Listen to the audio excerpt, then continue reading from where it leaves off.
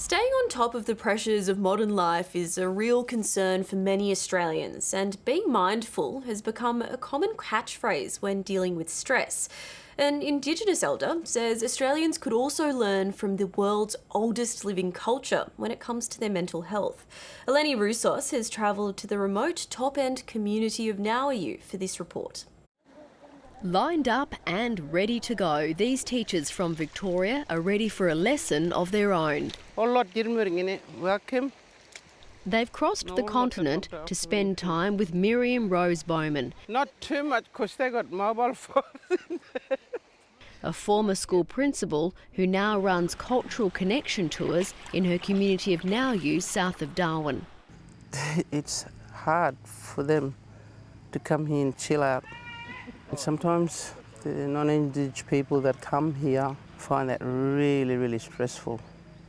Forget following a run sheet, learning to wait is all part of the experience. It's not a tour where you have to pack your bags and get ready to jump on a bus that's going to be leaving at 6 o'clock in the morning to take you to places and be there at certain times to do things. Under the shade of this huge mahogany, it's time to yarn. It's here where visitors learn about mindfulness the Aboriginal way. It's called Dadirri.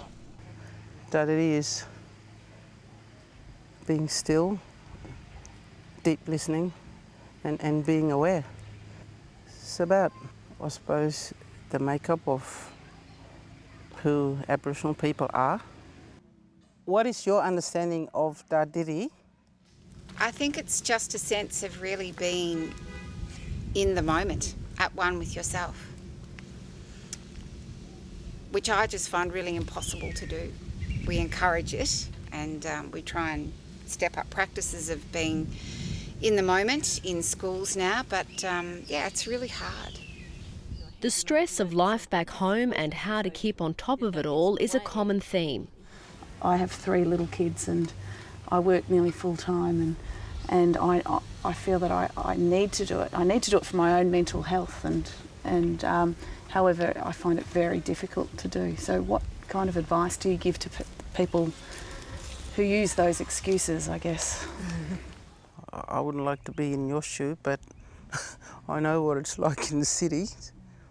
And so if I go back and live in the city, I've got to learn a new way of accepting where I am and also continue to live in who I am. It's hard not to feel at peace here, surrounded by bush and water. Community leaders here say you don't have to be Indigenous to feel Dadirri. They say it's in all of us, and it's about tapping into the deep spring within us to find it. I think because of the lifestyle that people have in cities and towns, rushing from A to B, day in and day out, is there enough time for them to sit and think about themselves and say, who am I, where am I going, what am I doing here, where have I come from, where do I belong? Miriam-Rose Baumann also speaks volumes through her art, which lines the walls of the local church. She says having visitors is a blessing that works both ways. Our kids got to grow up in being able to live in 2 worlds.